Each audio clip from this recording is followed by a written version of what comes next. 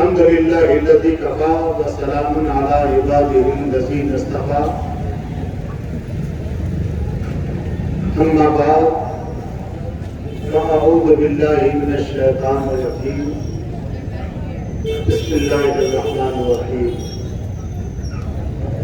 یرفع اللہ الذین آمنوا منکم والذین اوتوا العلم درجات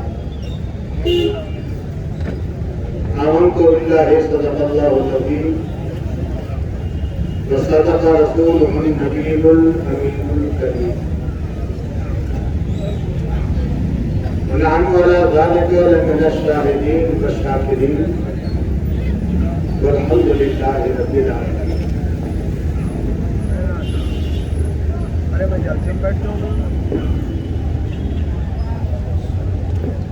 دارالعلوم اہل سنت و جشن اذکار بندی کا روح اول منظر آپ کی آنکھوں کے سامنے معقول علماء بہت زمانے کے بعد آپ کے دیار محبت میں حاضر ہوا ہے.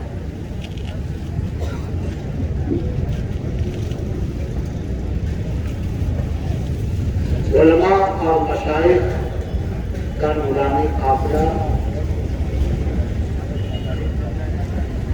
اور ان کے ساتھ ساتھ یہ ہمارے دائیں اور بائیں جو نورانی قافلہ نظر آ رہا ہے، آپ ان کی زیارت سے فیضیاب ہوتے رہیں اور مجھے کچھ کہنے کی اجازت عنایت فرمائیں. درود پاک محبت سے پڑھ لیں. اللہم صلی علی سیدنا شفیعنا و مولانا محمد ناظر الجود والکرم منبع العلم والحلم والحکم وعلی آلہ وصحبہ وبارک وسلم.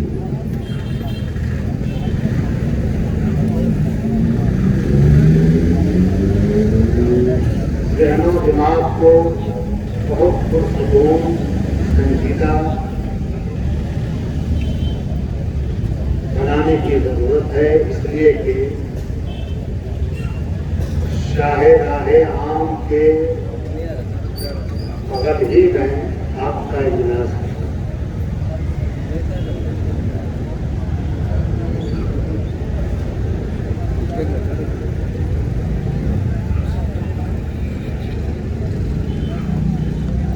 چاہتا ہوں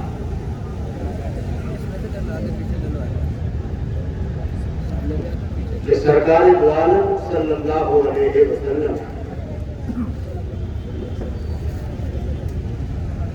ایک انسان سے محو گفتگو ہے.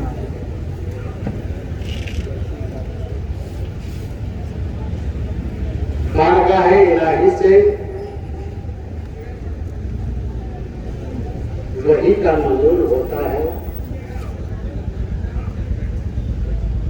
کہ میرے پیارے محبوب، جس انسان سے تم محو گفتگو ہو اس کی زندگی کے صرف چند لمحے باقی ہیں.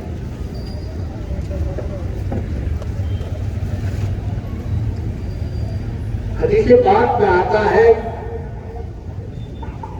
کہ جس وقت سرکار انسان سے گفتگو فرما رہے تھے وہ عصر کا وقت تھا اور اللہ کی بارگاہ سے وحی آئی کہ صرف اس انسان کے چند لمحے زندگی کے باقی. اے محبوب، تم اسے یہ بات سنا دو، بتا دو. آقا نے اس آدمی سے بتا دیا کہ ابھی ابھی اللہ کی بارگاہ سے وحی آئی کہ تیری زندگی کے صرف چند لمحے باقی ہیں. ان چند لمحوں میں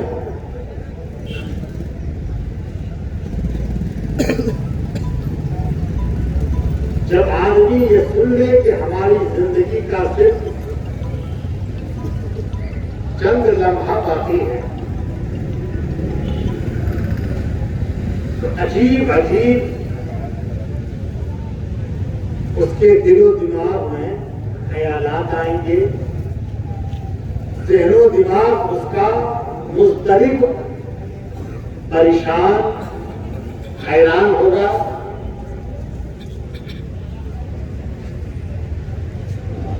کوئی یہ کہے گا کہ زندگی کے چند لمحے باقی ہیں، میں چاہتا ہوں میں اپنے گھر والوں سے ملاقات کر لوں۔ کسی کی یہ خواہش ہوگی کہ میں چاہتا ہوں کہ میں 2 رکعت نماز ادا کر لوں۔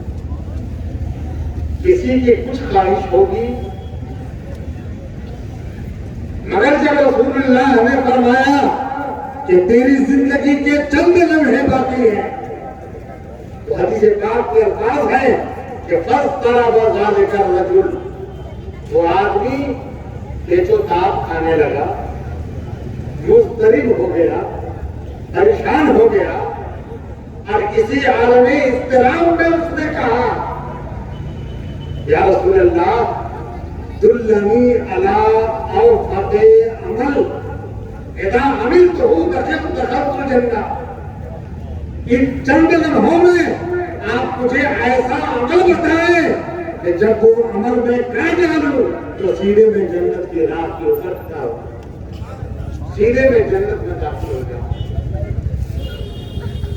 آقا نے ارشاد فرمایا کہ تمہاری زندگی کے چند لمحے باقی ہیں، تم ان چند لمحوں میں اشتغل بالتعلم، تم علم سیکھنے میں لگ جاؤ، مسائل سیکھنے میں لگ جاؤ۔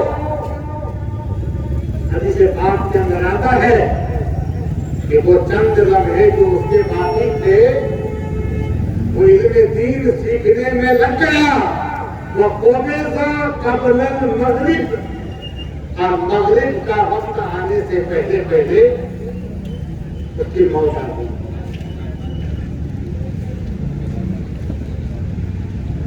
محدثین نے جہاں اس حدیث کو نقل کیا وہیں انہوں نے یہ نتیجہ نکالا کہ فَلَوْ كَانَ شَيْءٌ أَفْضَلَ مِنَ الْعِلْمِ،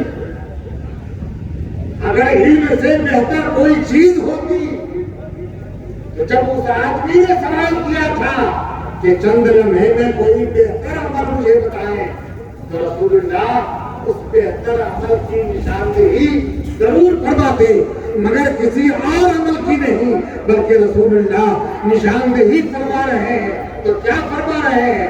آقا فرماتے ہیں اشتغل بالتعلم، تم علم سیکھنے میں لگ جاؤ، مسائل سیکھنے میں لگ جاؤ، دین سیکھنے میں لگ جاؤ۔ اللہ اللہ، پتہ یہ چلا علم اور مسائل کا سیکھنا سارے عمل سے بہتر ہے۔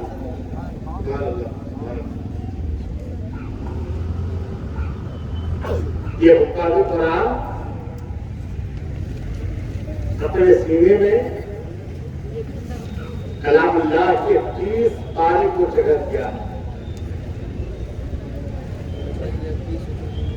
آپ کو پتا ہونا چاہیے کہ لما انزل اللہ التوراۃ علی موسیٰ، جب پروردگار عالم نے موسیٰ کلیم اللہ پر کتاب توریت نازل فرمائی،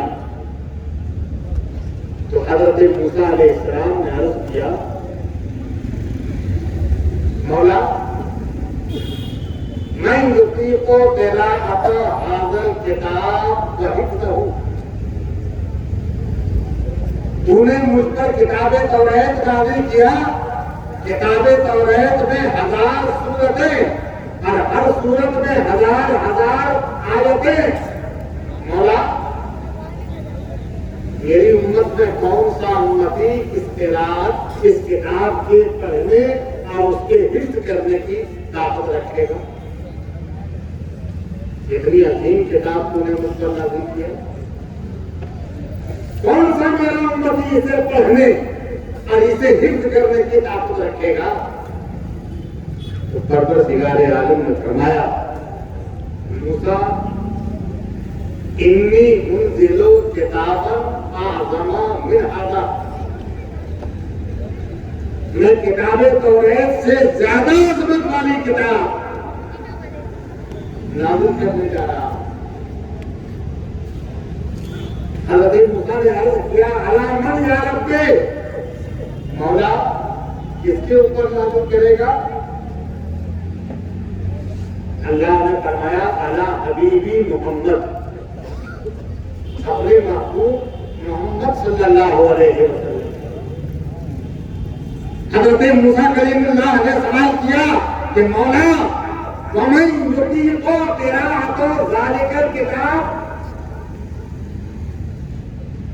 جب کتاب توریت سے زیادہ عظمت والی کتاب تو نازل کرے گا تو کتاب توریت کا تو حال یہ ہے کہ میرا کوئی امتی اسے حفظ کرنے کی طاقت نہیں رکھتا، اور اس سے عظیم ترین کتاب جب تو نازل کرے گا تو تیرے محبوب کی کون سی امت اسے یاد کرے گی، اسے حفظ کرے گی؟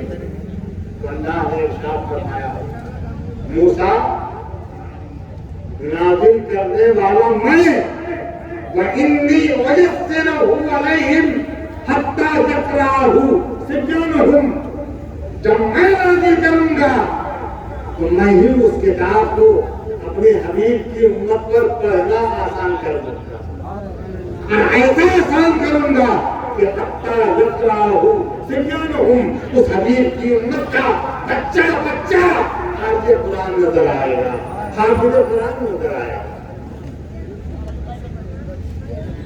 آج ہم ناطق کی آنکھوں سے دیکھ رہے ہیں کہ اللہ کا کرم ہے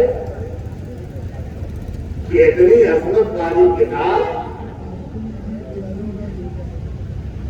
چھوٹے چھوٹے بچوں کے سینے میں اللہ نے اتار دیا۔ حضرت حمید عارض صحابی رسول عرض کرتے ہیں کہ سرکار عالم صلی اللہ علیہ وسلم کا فرمان ہے جب کوئی قرآن کا حافظ و قاری قرآن پڑھتا ہے ثم ختمہ، قرآن پڑھتے پڑھتے اسے ختم کرتا ہے، ثم دعا، اور ختم قرآن کے بعد وہ جب دعا مانگتا ہے تو امنا علی دعائہ اربعۃ آلاف ملک، اس کی دعا کے اوپر 4000 فرشتے آمین کرتے ہیں۔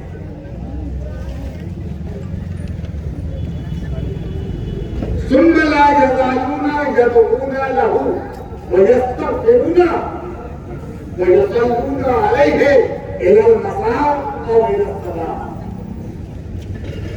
پھر یہ 4000 فرشتے ہمیشہ صبح سے شام تک یا شام سے صبح تک ہمیشہ حافظ قرآن کے لیے دعا کرتے رہتے ہیں، درود بھیجتے رہتے ہیں، دعائیں مغفرت کرتے رہتے ہیں۔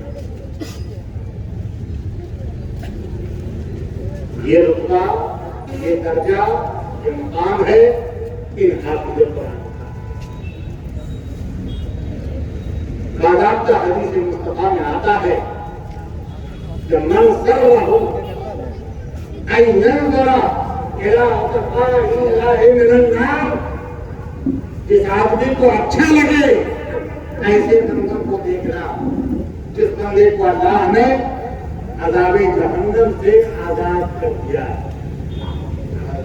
ایسے بندے کو دیکھنا جسے اچھا لگے۔ وہ کس کو دیکھے؟ فَلْيَنْظُرْ إِلَى الْمُتَعَلِّمِينَ، جو طالب علموں کو دیکھے، علم سیکھنے والوں کو دیکھے، مسائل پڑھنے والوں کو دیکھے۔ آقا ارشاد فرماتے ہیں فَوَالَّذِي نَفْسُ مُحَمَّدٍ بِيَدِهِ، قسم اس ذات کی جس کے قبضے میں محمد کی جان ہے، ما من متعلم کوئی علم سیکھنے والا ایسا نہیں، کوئی علم پڑھنے والا ایسا نہیں جو عالم کے دروازے تک آنا جانا کرے، الا كتب اللہ لہ، بالکل مگر اللہ تعالیٰ اس طالب علم کے ہر قدم کے بدلے، ہر قدم کے بدلے ایک برس کی عبادت کا ثواب نامہ اعمال میں لکھتا ہے۔ سبحان اللہ سبحان اللہ، ایک برس کی عبادت کا ثواب۔ آپ اپنے محلے سے مسائل سیکھنے کے لیے دارالعلوم اہل سنت امام محمد رضا پہنچے، عالم کے روم میں درسگاہ میں پہنچے، تو جتنا قدم آپ کا عالم کے دروازے تک، ان کے روم تک، ان کی درسگاہ تک اٹھا، آنے میں اور جانے میں ہر قدم کے بدلے ایک برس کی عبادت کا ثواب اللہ نے آپ کے نام اعمال میں لکھا۔ وَيَبْنِي بِكُلِّ قَدَمٍ مَدِينَةً فِي الْجَنَّةِ، ہر قدم کے بدلے اللہ تعالیٰ جنت میں ایک شہر تعمیر فرمائے گا۔ ہر قدم کے بدلے اگر ایک سو قدم اٹھا ہے آنے اور جانے میں، تو آپ کے لیے، مسائل سیکھنے والوں کے لیے، طالب علموں کے لیے 100 قدم کے بدلے، ہر قدم کے بدلے اللہ تعالیٰ ایک شہر جنت میں تعمیر فرمائے گا۔ سبحان اللہ ماشاء اللہ۔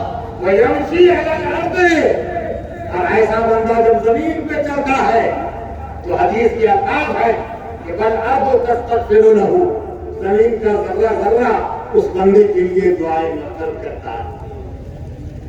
وَجُسْرِهُ وَجُنْسِي مَغْفُورًا لَهُ، اور ایسا بندہ صبح و شام کرتا ہے تو بخشایا ہوا صبح و شام کرتا ہے۔ وَشَهِدَ بِالْمَلَائِکَةِ، اور آسمان و زمین کے فرشتے ایسے بندے کے لیے گواہی دیتے ہیں کہ انہم من اتقاء اللہ من النار، کہ یہ وہ بندے ہیں جن کو اللہ نے عذاب جہنم سے آزاد کر دیا ہے۔ پیارے اسلامی بھائیوں، سچ پوچھو،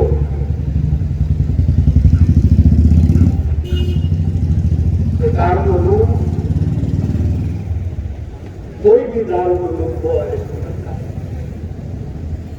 آپ کے شہر میں آپ کا محفوظ ادارہ دارالعلوم اہل سنت امام محمد رضا، ان کی درسگاہ میں آپ پہنچ جائیں، علماء کی خدمت میں پہنچ جائیں۔ کائے کے لیے بھائی ایک بات آپ کو سیکھنی ہے، معلوم کرنی ہے، اللہ تبلیغ۔ حضرت ابو ذر راوی حدیث ہے، آقا ارشاد فرماتے ہیں جو حضور مجلس علم افضل من صلاۃ الف رکعت، مجلس علم میں ایک لمحے کے لیے حاضری، ایک لمحے کے لیے علم کی محفل میں، علم کی مجلس میں حاضری دینا 1000 رکعت نماز پڑھنے سے بہتر ہے۔ نفل نماز 1000 رکعت نفل نماز سے بہتر ہے۔ شہود الف جنازہ، ہر 1000 جنازے کی نماز میں حاضری دینے سے بہتر ہے۔ وعیادت الف مریض، ہر 1000 مریضوں کی بیمار پرسی کرنے سے بہتر ہے۔ آپ اندازہ لگائیے، ایک لمحے کے لیے محفل علم میں حاضری کا کیا اجر و ثواب ہے؟ تو یہ طالب علم 24 گھنٹے اپنے آپ کو وقف کر دیا مجلس علم میں حاضری کی، 24 گھنٹے۔ اور ان کا کیا رتبہ ہوگا، ان کا کیا مقام ہونا چاہیے؟ آپ تصور نہیں کر سکتے۔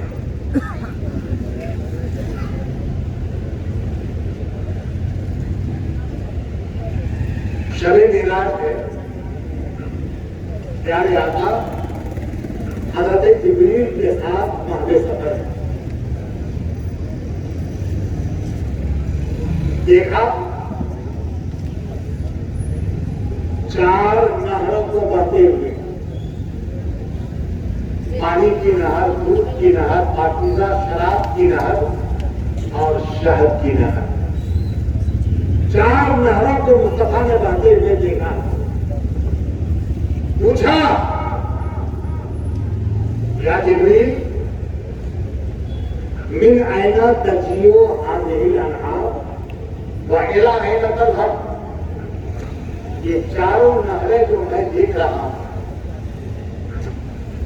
پانی کی نہر، دودھ کی نہر، پاکیزہ شراب کی نہر اور شہد کی نہر، یہ چاروں نہریں کہاں سے پھوٹی ہیں اور کہاں ان کا منتہا ہے؟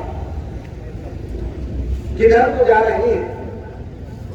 کہاں سے یہ نہریں آ رہی ہیں اور کدھر کو یہ چاروں نہریں جا رہی ہیں؟ تو حضرت جبریل نے عرض کیا آقا اتنا تو میں جانتا ہوں کہ یہ چاروں نہریں حوض کوثر میں جا کے گر رہی ہیں۔ حوض کوثر جس کے بارے میں اللہ نے ارشاد فرمایا کہ میرے پیارے محبوب انا اعطیناک الکوثر، میں نے تمہیں حوض کوثر کا مالک بنا دیا ہے۔ یہ چاروں نہریں حوض کوثر میں گر رہی ہیں، مگر یا رسول اللہ یہ چاروں نہریں کہاں سے چلی ہیں، کہاں سے پھوٹی ہے، یہ مجھے بھی معلوم نہیں۔ حضرت جبریل نے عرض کیا سرکار آپ اللہ سے دعا کیجئے، اللہ تعالیٰ آپ کو بتا دے گا یا دیکھا دے گا یہ چاروں نہریں کہاں سے چل رہی ہیں۔ اللہ کے رسول نے دعا فرمائی، رسول اللہ کی دعا پر حکم الہی سے ایک فرشتہ حاضر ہوا۔ فرشتے نے کہا یا رسول اللہ تھوڑی دیر کے لیے آنکھوں کو بند کر لی۔ مصطفیٰ نے آنکھوں کو بند کر دیا۔ فرشتے نے کہا اب آنکھیں کھول دیجئے۔ رسول اللہ نے آنکھیں کھولی تو کیا دیکھا؟ جگہ بدلی ہوئی ہے، منظر بدلا ہوا ہے۔ آنکھوں کے سامنے ایک اتنا بڑا عالیشان گنبد نظر آ رہا ہے، گنبد نظر آ رہا ہے کہ حدیث میں آتا ہے کہ تمام دنیا کے جنات اور انسان اس گنبد کے اوپر اگر بیٹھ جائیں تو ایسا معلوم ہو جیسے گنبد کے اوپر ایک پرندہ بیٹھا ہوا ہے۔ اتنا بڑا لمبا چوڑا گنبد۔ پھر مصطفیٰ نے کیا دیکھا کہ یہ چاروں نہریں اسی گنبد کے اندر سے پھوٹی،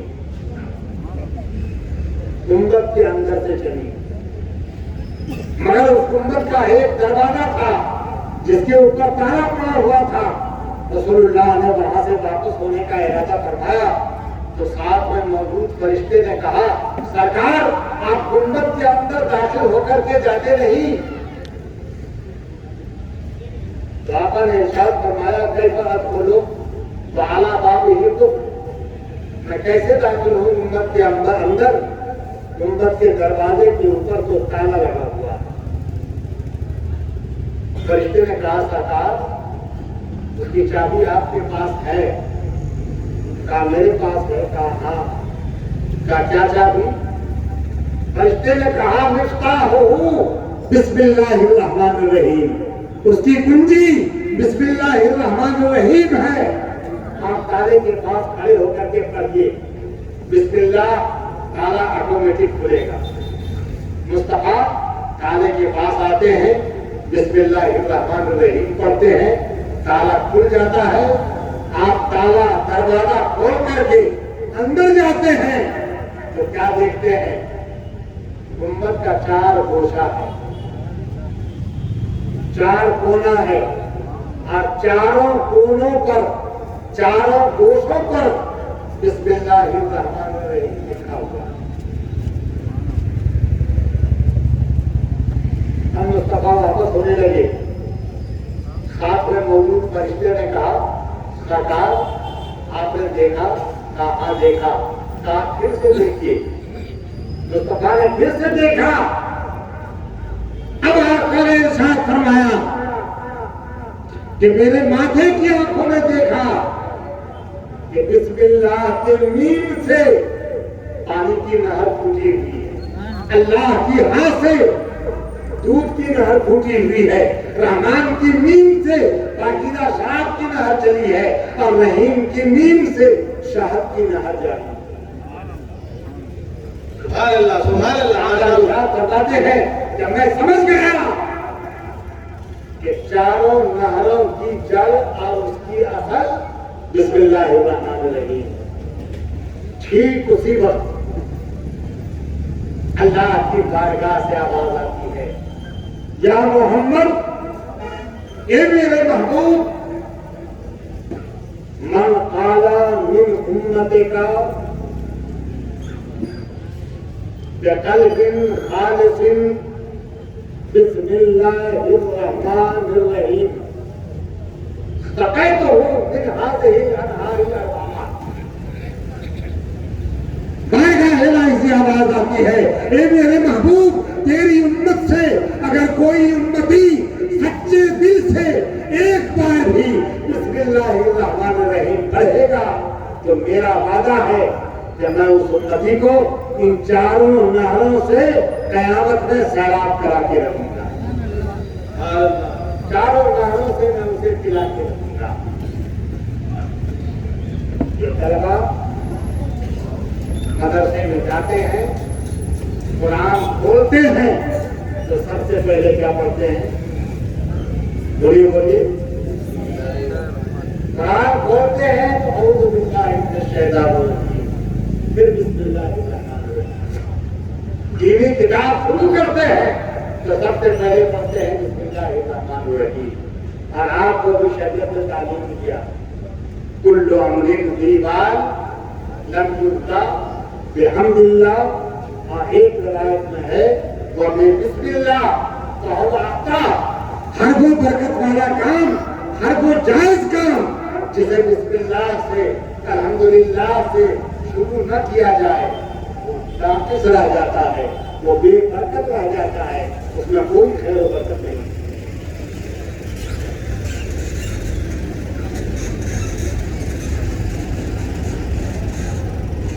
आपका इख्लास फरमाते हैं, जरा अंदाजा लगाओ, सरकार सल्लल्लाहु अलैहि वसल्लम एक हदीस का बाकायदा इरशाद बताते हैं,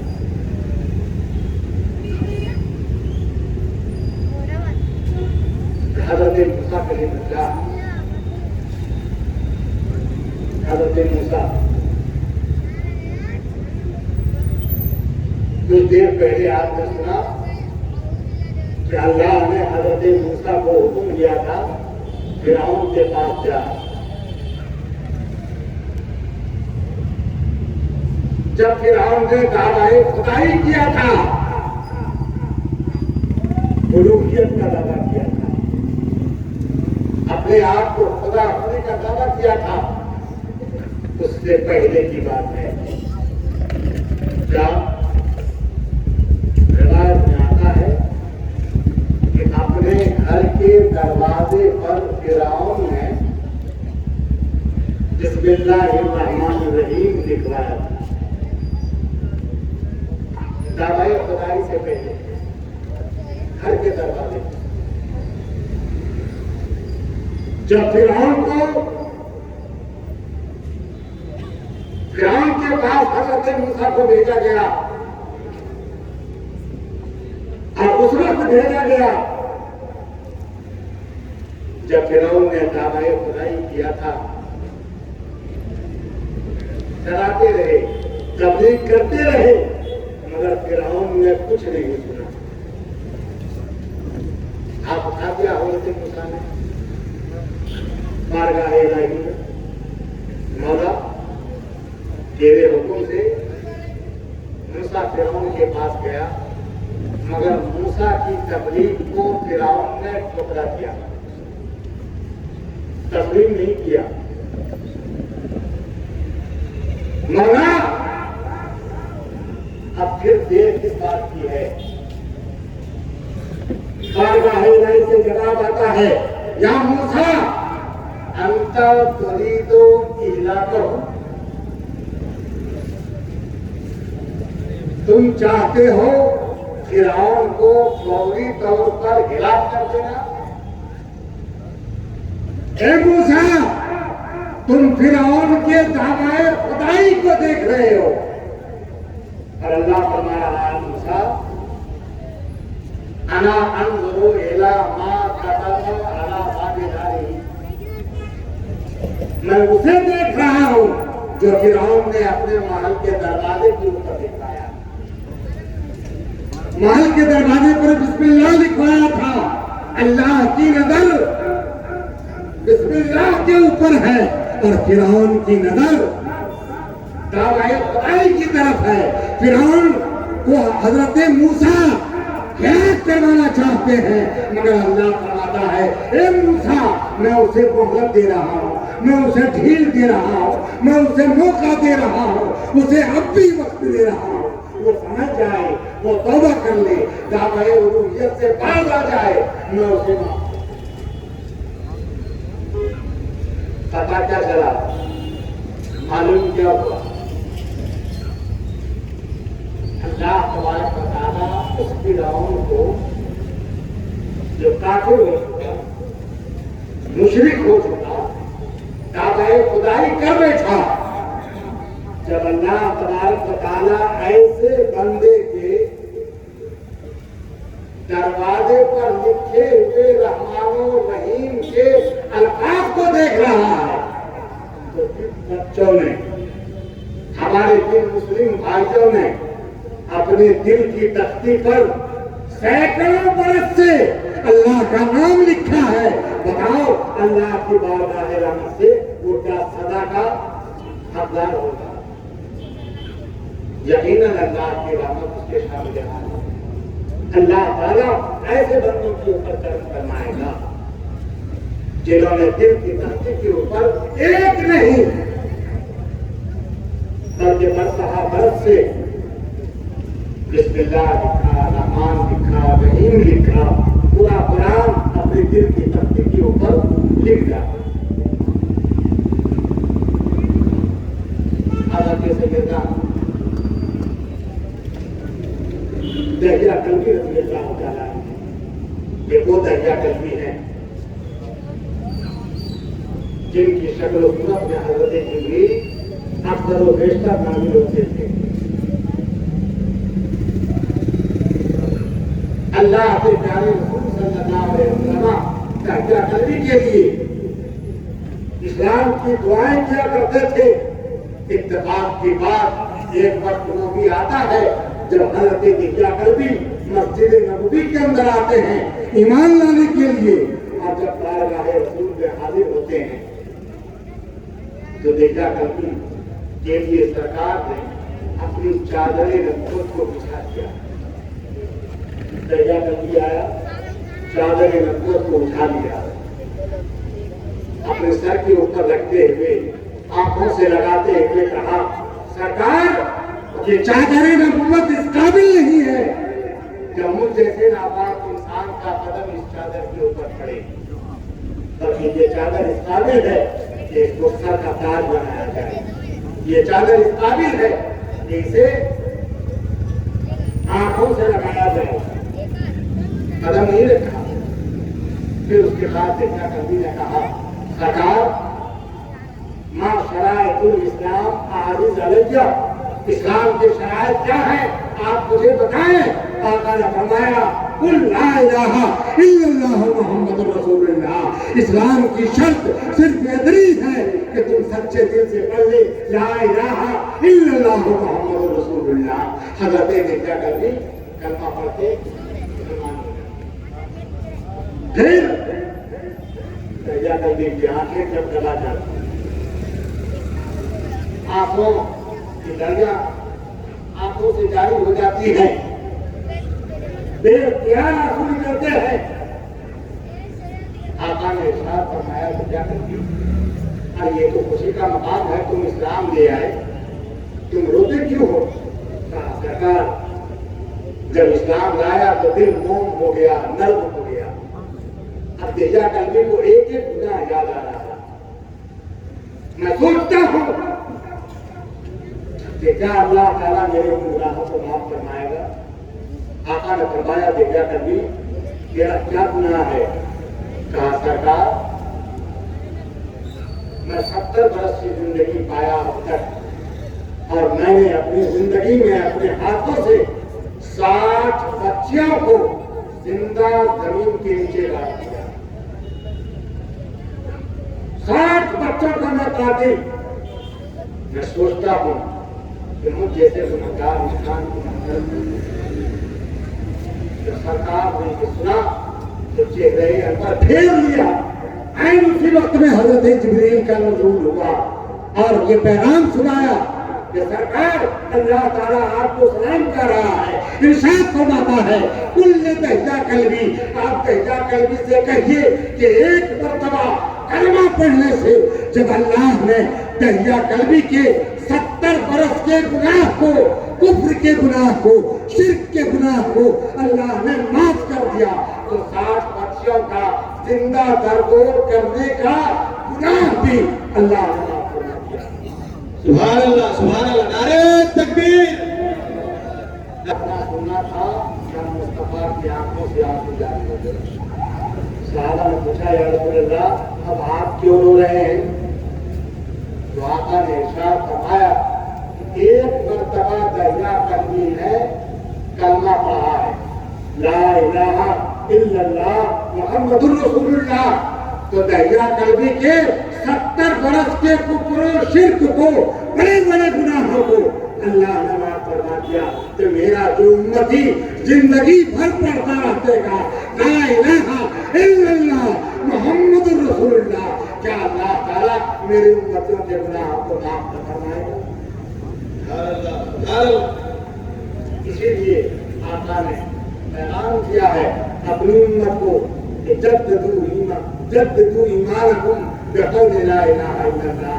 ये लोगों, अपने ईमान को हमेशा तरोताजा करते रहो। कैसे?